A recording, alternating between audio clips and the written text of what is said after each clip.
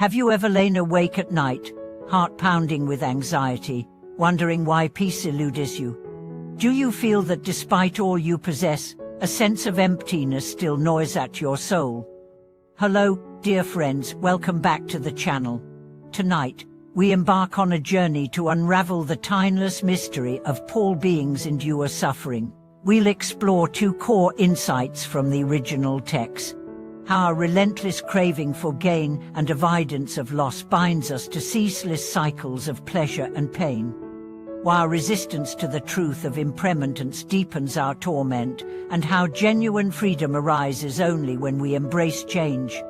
Stay with me as we dive into these truths and learn practical steps to loosen the shackles of desire, cultivate presence in every moment, and awaken to a life of true serenity. Chatek PST. She once met a wealthy merchant who traveled far and wide in search of rare silks and precious gems, believing that each acquisition would fill the void in his heart. Yet on sleepless nights he would stare at his hoarded treasures and feel more hollow than before.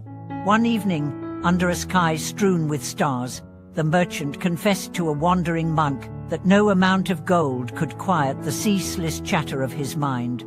The monk gently asked him to close his eyes and notice the feelings that arose when thoughts of loss or lack appeared. As the merchant observed each pang of longing, without flinching, something remarkable happened. The craving began to lose its grip. In that stillness between breaths, he glimpsed the freedom that comes when desire is simply seen for what it is, an echo of emptiness calling for itself. Years later, the same merchant became known not for his wealth, but for the calm radiating from his simple cottage by the river. Travelers paused there to ask how he had transformed his restless spirit into peaceful presence. He would smile and say that the river never chases its own current, yet it finds a path through every obstacle. When I stopped chasing acquisition, he would explain, I learned to flow with life's changes instead of resisting them. That single shift in perspective proved more precious than all the gems he once sought. In our own lives, we build fortresses of plans and expectations, hoping they will withstand the storms of uncertainty. Yet reality sweeps away even the sturdiest walls: the loss of a loved one, the collapse of a project, the fading of youth. Resistance to such change only magnifies our suffering, like trying to hold water in clenched fists. But if we open our hands and let life's currents pass through, we discover that nothing truly leaves us. Every experience becomes part of the river of our being. Imagine a mother who grieved the departure of her child to distant lands. Each letter brought joy, but also fresh waves of longing. She scolded herself for hoping too much, believing that hope itself was the root of her pain.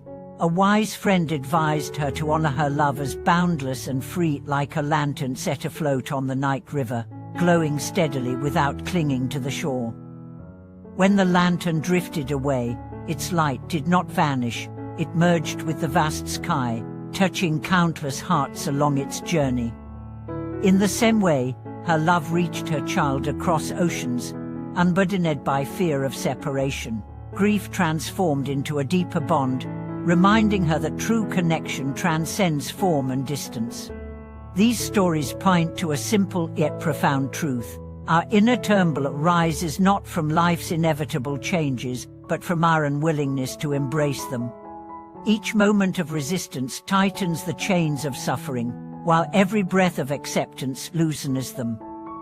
In practice, we can cultivate this acceptance through mindful breathing, by noting each inhalation and exhalation as it arises and passes away. Over time, we begin to see that even our most painful emotions are transient visitors, teaching us compassion for ourselves and others. As we continue this journey together, let us bring awareness to the patterns that keep us trapped in the endless pursuit of pleasure and avoidance of pain. By observing our cravings without judgment, by releasing our tight grasp on impermanence, and by opening ourselves to life's unfolding mystery, we can begin to awaken from the dream of suffering. In that awakening lies the promise of genuine peace, no longer a distant goal, but a living presence in every heartbeat. As you pause to observe the ebb and flow of your own experience, naming each emotion as it arises without judgment, you begin to cultivate the same clarity that centuries of practitioners have discovered. Through simple exercises like noting, thinking, planning, remembering on each exhalation, you create mental space to step out of automatic reactivity.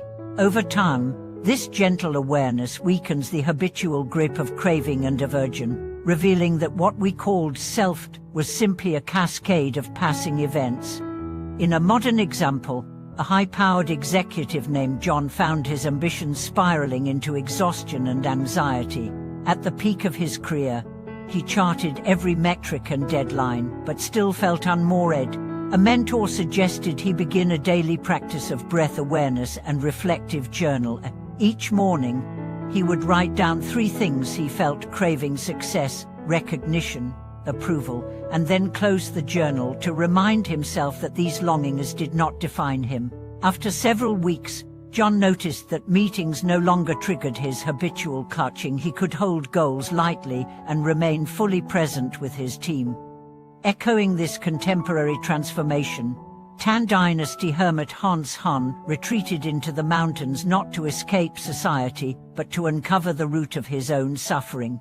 With brush and bamboo scroll, he recorded the insight: all is suffering, all returns to emptiness, illustrating that liberation arises when we cease resisting life's unfolding impermanence. Centuries later, Song-era painter Che Yoren painted mist-shrouded landscapes to remind viewers that attachment binds the mind, and only by releasing fixed views can we walk freely through the world. You too can bring this wisdom into daily life. When you wake, take 5 mindful breaths before reaching for your phone. Let the world arrive to you, rather than chasing the next notification. During your commute, notice each footfall or turn of the steering wheel, anchoring attention to the body. And at day's end, reflect on 1 moment of pleasant craving and 1 moment of discomfort, recognizing both as teachers guiding you toward balance. May these practices help you see that suffering arises not from the world itself but from our unceasing struggle against it. By gently observing, releasing, and returning to the present, you meet each moment with openness rather than resistance. Thank you for watching this video. If these teachings resonate, please subscribe, like, and share your own experiences in the comments below. Your engagement supports our collective journey toward freedom.